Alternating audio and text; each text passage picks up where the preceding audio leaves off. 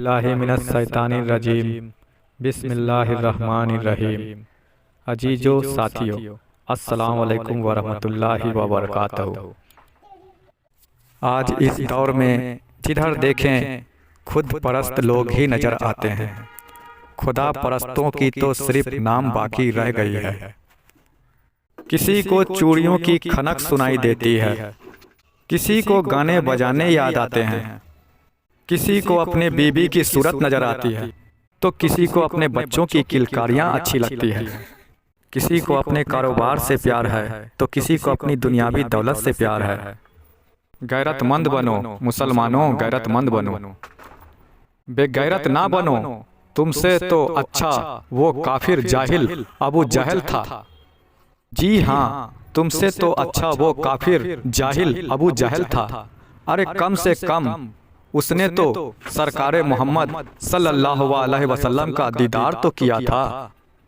काफिर था लेकिन हुजूर पाक सल्लल्लाहु अलैहि वसल्लम का दीदार तो कम से कम उसने किया था, पर उसने कदर ना किया। लेकिन आज तुम तो सरकार की उम्मत कहलाते हो, उनके नाम के नारे लगाते हो, सुबह शाम अपनी जुबान से दरूद सलाम भी भेजते हो। लेकिन क्या तुमने कभी सोचा कि एक बार दीदारे मुस्तफ़ा हो जाए? बस एक बार नूरे मोहम्मद सल्लल्लाहु अलैहि वसल्लम सामने आ जाए। क्या तुमने कभी ऐसा सोचा? तुमने ऐसा कभी नहीं सोचा, तुमने ऐसा कभी नहीं चाहा।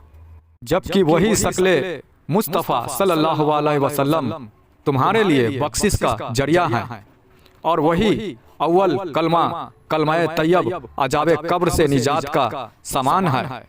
अबू जहल ने तो दीदारे मुस्तफ़ा सल्लल्लाहु अलैहि वसल्लम भी किया और कंकर से भी कलमे की आवाज़ सुनी। हमसे ज्यादा कितना खुश नसीब है वो काफिर जिसने फिर भी इनकार कर दिया और कदर ना किया। कंकर में कहाँ वो बात जो कलमा पढ़े? तो जलवाए मुस्तफ़ा नूरे नजर सरकारे दो आलम सल्लल्लाहु अलैहि वसल्लम की बातनी नजरे कमाले मोहम्मद सल्लल्लाहु अलैहि वसल्लम थी। एक काफिर को भी कुछ पल के लिए वो नूरे जमाली अता किया, ताकि देख ले हकीकत तू इस दुनिया में आने की और जान ले अपने वजूदे खाकी के राज। ये सरकारे दो आलम मोहम्मद सल्लल्लाहु अलैहि वसल्लम के बातनी इल्म बातनी नजारे तवज्जो का कमाल था। आज वही हुजूर पाक सल्लल्लाहु अलैहि वसल्लम की बातनी तालीमों को लोगों ने फरामोश कर दिया, और आज वही सुल्ताने दो जहां इमामुल अंबिया मोहम्मद रसूल सल्लल्लाहु अलैहि वसल्लम का सदका उनकी बातनी तालीमों को आज सरकारे गौहर शाही बांट रहे हैं। और ये तालीम आम करने के लिए खुद नबी करीम सल्लल्लाहु अलैहि वसल्लम ने गौहर शाही को इज़्न अता किया, इज़्न अता किया है। आज तक उलमाओं के जुबान से लोग सिर्फ सुनते आए और कुरान हदीस के मुतालों से ये बात लोगों ने जाना कि ये हजर ये सजर सब अल्लाह और रसूल की तस्बीह करती है। लेकिन सिर्फ उलमाओं से और कुरान हदीस से जाना, लेकिन खुद अपनी कानों से हजर ये सजर कंकर पत्थर को कलमा पढ़ते नहीं सुना होगा, क्योंकि हुजूर पाक सल्लल्लाहु अलैहि वसल्लम के सदके वो बातनी नजर वो नूर नहीं है लोगों के पास। जिन लोगों ने हुजूर पाक सल्लल्लाहु अलैहि वसल्लम की वो बातनी नजरे वो बातनी नूर वो बातनी इल्म सरकार गौहर शाही के जरिए हासिल किया, वो आज भी इस कायनात में ये हजर ये सजर पत्थर दरख्तों को कंकरों को कलमा पढ़ते हुए सुनते हैं और देखते हैं। ऐ मुसलमानों, तुम्हारे अंदर ये आरजुए मुस्तफ़ा ये नूरे जमाली हासिल करने की चाहत जुस्तजू कब पैदा होगी? तुम्हारे जिन नज़ारों पर नजरें हैं, जिन दुनियावी ख्वाहिशात के पीछे तुम भाग रहे हैं, और गौहर शाही जैसी हस्ती उनके जरिए मिलने वाली हुजूर नबी करीम सल्लल्लाहु अलैहि वसल्लम की वो बातनी तालीम की तुम मुखालिफत कर रहे हैं। अपने नफ्स अपने कल्ब को पाक करने के बजाय दुनिया की ओर ज्यादा तवज्जो दे रहे हैं। जो 4 दिन की जिंदगानी है, इस बात को तुम भूल गए। कि मरने के बाद उसी रब्बुल इज्जत के सामने सबको इकट्ठा होना है। तुम कुरान मजीद के फरमान को भूल गए, नबी पाक सल्लल्लाहु अलैहि वसल्लम की हदीसों को भूल गए। कुरान मजीद का फरमान है कि वला तुते मन अकफलना कल्बहु अन जिक्रना, तो की इताअत मत करना कि जिसके कल्ब को हमने अपने जिक्र से गाफिल कर रखा है।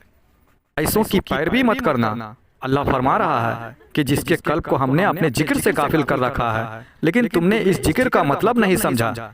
अल्लाह फरमा रहा है कल्बी जिक्र, ये दिल का जिक्र। तुमने सोचा कि ये उलमा, ये मौलवी जो जिक्र करते हैं, ये जुबानी जिक्र, इस जिक्र के बारे में अल्लाह फरमा रहा है। लेकिन गौर करो, अल्लाह फरमा रहा है वला तुते मन अकफलना कल्बहु अन जिक्रना। यहाँ अल्लाह कल्ब पर जोर देने को कह रहा है, कल्बी जिक्र की बात कर रहा है, यानी कि जिक्र इलाही हो तो कल्ब से हो, अल्लाह का जिक्र दिल से हो, दिल का जिक्र। और जिक्र इलाही क्या है?